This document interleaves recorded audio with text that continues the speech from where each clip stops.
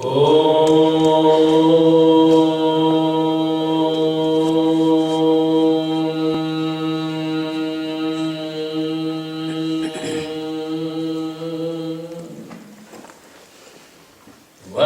Sambhum Mapatim Suragurum Vande Jagatkaranam Vande Vandagabhushanam Sisitharam Vande Pasunam Patim Vande Surya Shishanka Vandhinayanam Vande Mukunda Priyam Vande Bhaktajana Ashrayam Chavaradam Vande Bhaktajana Ashrayam Chavaradam Vande Shivam Shankaram.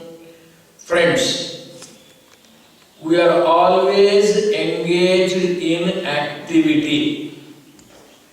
There is nobody, there is nothing in the entire universe which is not engaged in action. Nahi kaschit kshanamapi. Even for a fraction of a second, nobody is stagnant, nothing is still, everything is moving. Time itself is ever on the move. We people are engaged in activities at 3 levels. The first is the psychic level or mental level. When we are engaged in actions at the mental level, the result is thought. There are thoughts in our minds. Thought after thought after thought. At the verbal level, we are engaged in actions. We go on talking. And at the third level, physical, we are engaged in work, action, movement of the body. So thoughts, words and deeds. We think, we speak, and we work. At 3 levels, we are engaged in action. All these activities at the mental level, at the oral or vocal or verbal level, and at the bodily or physical level can be broadly categorized into 2.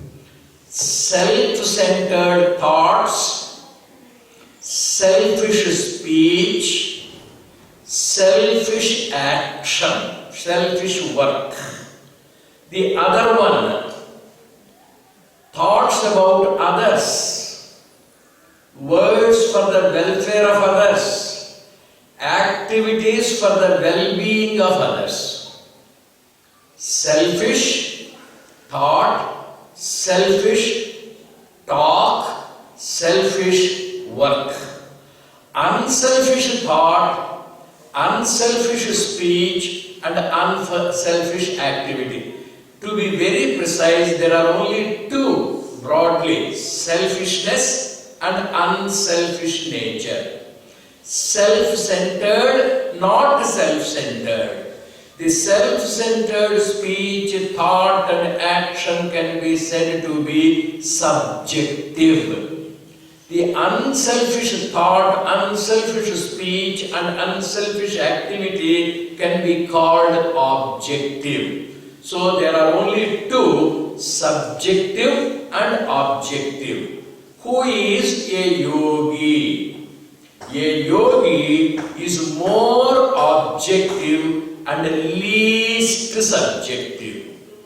Ordinary people, non-yogis, are subjective, selfish, self-centered mentally. All our thoughts are about ourselves. All our speech is about ourselves. I think of myself. I think of my future. I think of my past. I at a very psychic level. When I speak of my experiences.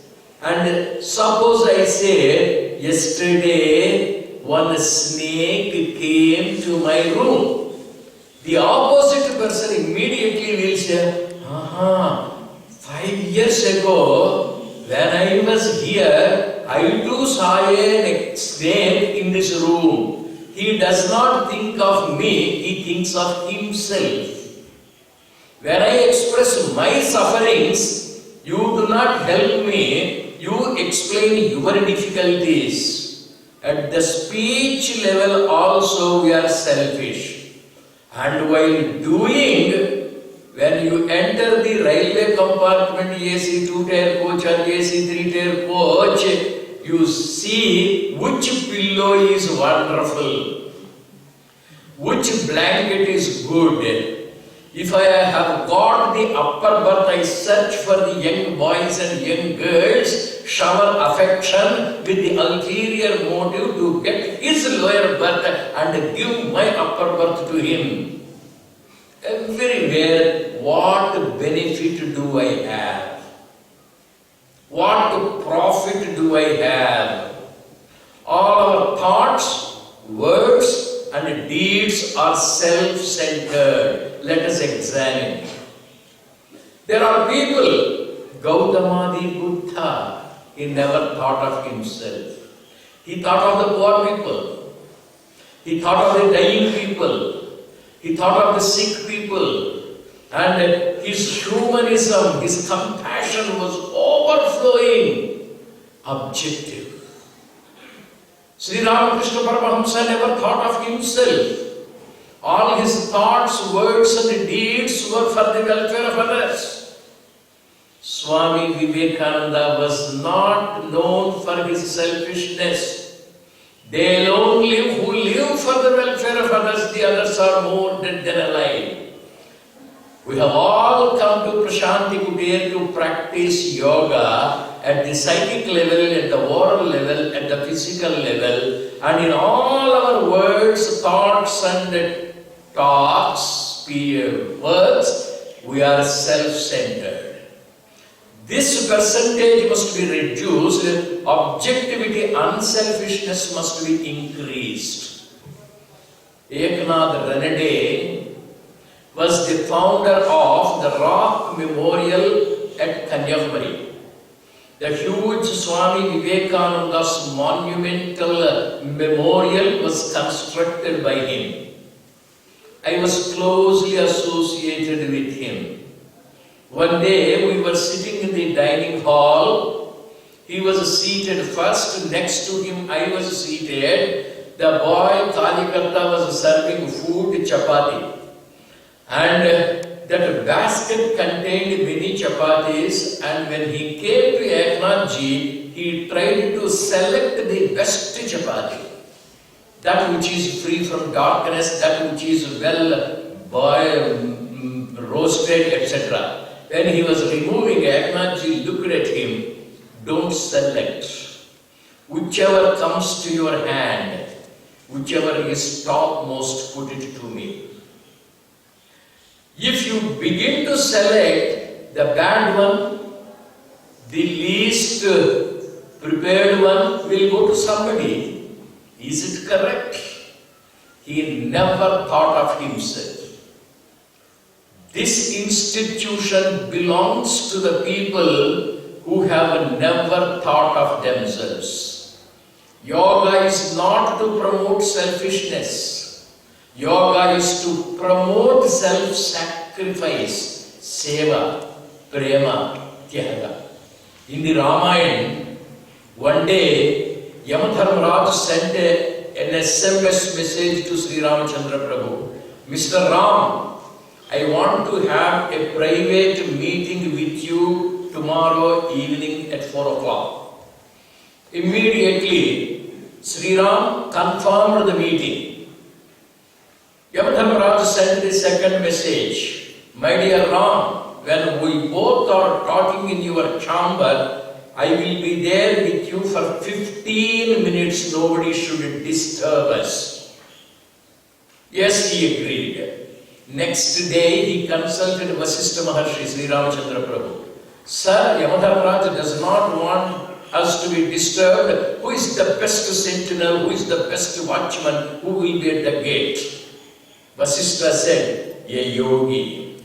Immediately Ram thought of Hanumanji. No, don't disturb him. He is always absorbed in Ram Nam. Think of your brothers. And immediately Sri Ramachandra Prabhu thought of Lakshman. Called him. My dear Lakshman, tomorrow evening, 4 o'clock, Yamadharmaraj is coming to me to have a private discussion with me. 4 to 4:15 he will be with me in my room. You stand at the gate, don't allow anybody inside until Yamadharmaraj's time, 15-minute time is over. Yes, sir. Then Ram looked at Lakshman. Lakshman, you must be knowing that I am a strict disciplinarian. Yes, sir, I know it. If you allow anybody in between, I will banish you from Ayodhya. You will be exiled, you will be thrown out. Yes, sir, I know it. You have thrown away your own wife. After all, I am your brother. I am sure you will throw me out. He stood there. Next day, exactly at 4 o'clock, Yamadharmaraj entered Rama's chamber. Lakshmana was standing there as a sentinel watchman. 4:12, 3 minutes more. Just then Durvasa Maharshi arrived. He looked at Lakshman and he was trying to go to the chamber of Sri Ram. Sir, you cannot go. You object to my entry into Rama's chamber? Who are you? Don't you know me, sir? I will not allow you. It is Rama's instruction. Till 4:15 you cannot go in. The conversation was going on 4:12 to 4:14 and a half. Finally Durvasa said, Hey Lakshman, if you do not allow me to enter into the chamber of Sri Ram, do you know what happens? Whatever may happen, I don't care. I will not allow you. Then Durvasa said, I will reduce the entire Ayodhya to ashes within seconds. There will be a heap of dust. Ashes will be there. I will burn it. Half a minute more. Lakshmana had to take a split-second decision. If he allows Durvasa Maharshi, Lakshmana will be banished. If he does not allow Durvasa Maharshi, Ayodhya will be in ashes, country will go to fire. Immediately Lakshmana said, I don't mind being banished. Let Ayodhya be safe. Maharshi, you can go in. Unselfish. Everywhere when we do, what happens to us?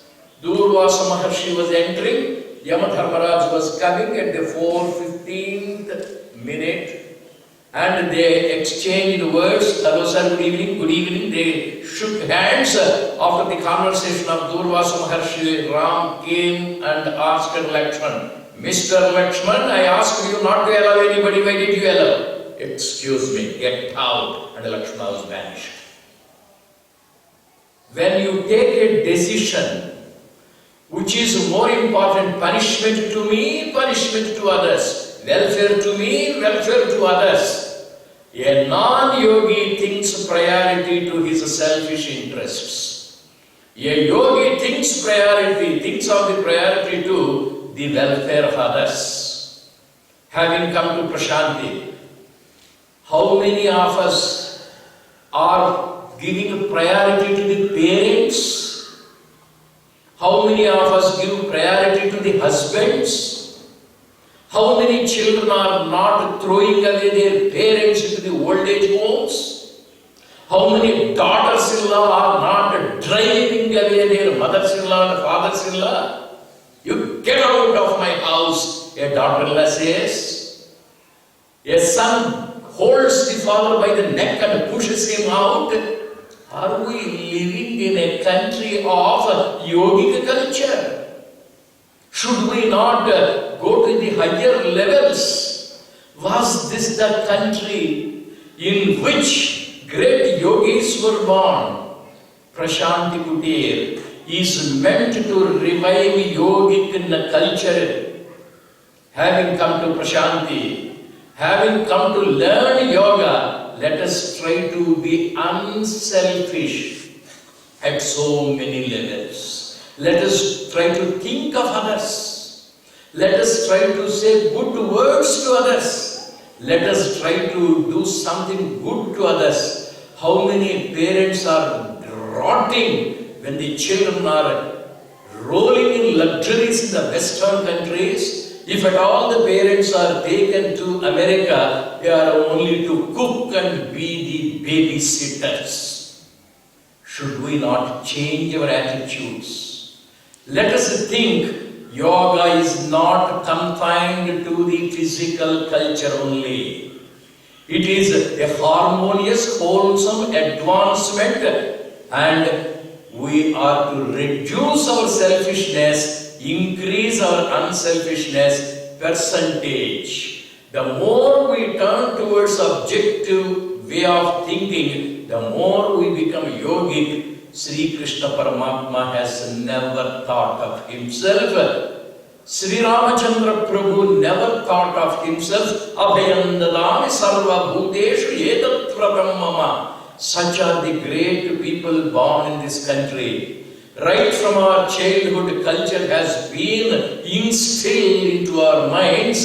Let us uphold the culture of this country. Let us be yogi. Let us meditate on Sri Krishna Paramatma, the great Yogishwara of objectivity and unselfishness.